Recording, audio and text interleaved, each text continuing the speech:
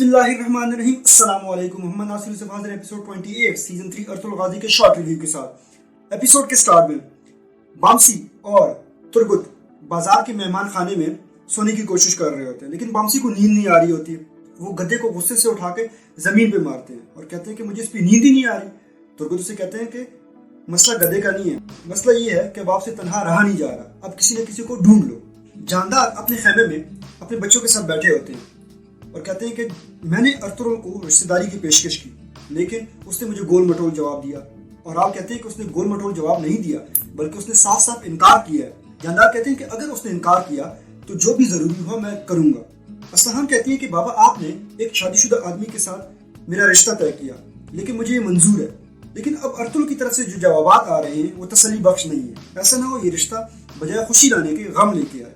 और आल ये सुनकर कहते हैं कि बाबा ये सब आपकी वजह से हो रहा है। इस पर आलिया गुस्से में आ जाते हैं। आलिया कहते हैं कि ये सब आपका गन साफ करने के लिए किया गया जा रहा है। और आप भी गुस्से में आ जाते हैं। वो कहते हैं कि अर्तुगरुल हंदी बाजार फतह करने के बाद अपने आप को नाकाबिल तकसीर समझ रहा है।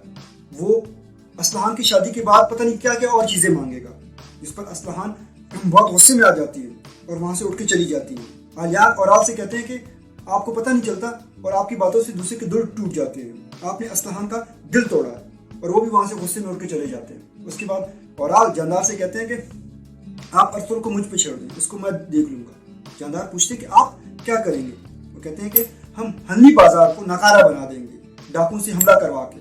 और कॉन्स्टेंटिनोपल से बहुत बड़े तिजारती काफिला आ रहा है, अगर वो वक्त पे ना पहुंचा तो ताजरों का भरोसा और एतमाद अर्तुगरुल से उठ जाएगा, हम उस पर हमला करेंगे। जानदार सुनकर गुस्से में आ जाते हैं और कहते हैं कि तुमने ये सोच भी कैसे लिया कि मैं अपने फायदे के लिए किसी को धोखा दे दूं।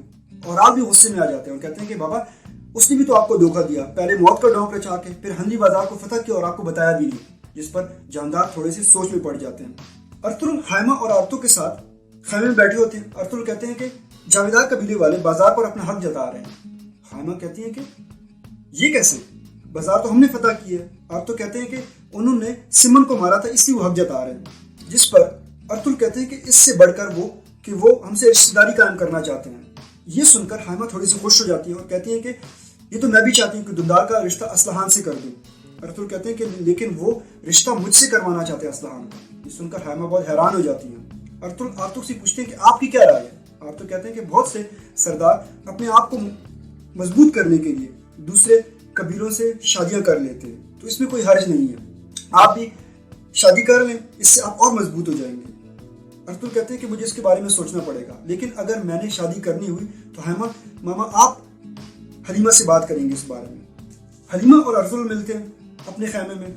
हलीमा बड़ी खुश होती है, अर्तुगरुल को तैयार करती हैं और उसके बाद उसे कहती है कि जब भी मैं खुश होती हूँ तो उसके बाद कोई ना कोई मुझे बुरी खबर सुनने को मिलती है। अर्तुगरुल भी उससे प्यार बड़ी बातें करते हैं और उसके बाद वहां से खैमे से बाहर निकल आते हैं। जैसे ही बाहर निकल आते हैं तो असलहान अपने घोड़े पर बैठकर निकलने वाली होती है। वो असलहान से पूछती है कि जानदार साहब को आपने देखा है। असलहान कहती है कि वो सुबह ही अपने कबीले में वापस चले गए थे, वो आपको मजीद तकलीफ नहीं देना चाह रहे थे।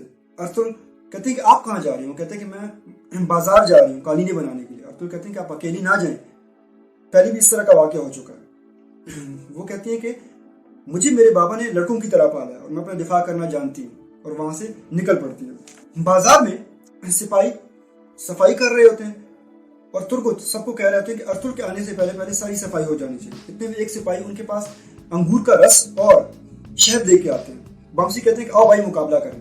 तुरगुत कहते हैं कि ठीक है, मुकाबला करते हैं। जिसने अंगूर का रस और शहद पहले खत्म कर लिया वो कबीले में जाएगा और दूसरा यहाँ पे रहेगा। बामसी कहते हैं ठीक है।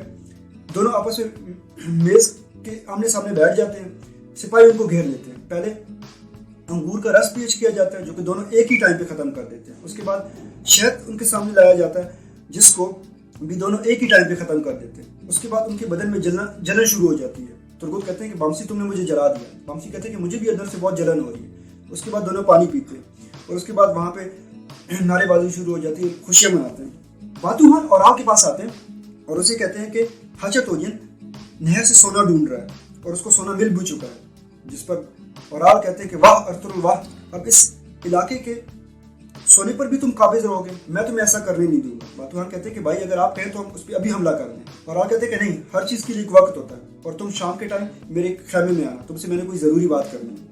अर्तुगरुल बाजार में जाते हैं तो सफाई हो चुकी होती है और बाजार में हर जगह काय कबीले का झंडा भी लटकाया गया होता है। अर्तुगरुल कहते हैं कि हर बाजार के लिए حساب کتاب کا ہونا ضروری ہے کیونکہ اس کے بغیر بازار تباہ ہو جاتے ہیں۔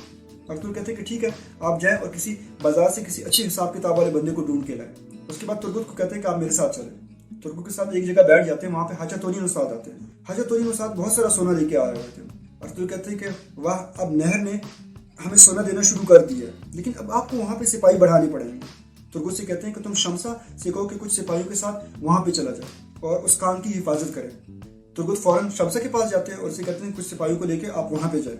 اتنے میں ارطغرل آتے ہیں اور ایک بندے کو ساتھ لے کے آتے ہیں اور ارطغرل سے کہتے ہیں کہ یہ آلیکو ہے، اور اسی پر کس کا اختتام ہو جاتا ہے۔ والسلام۔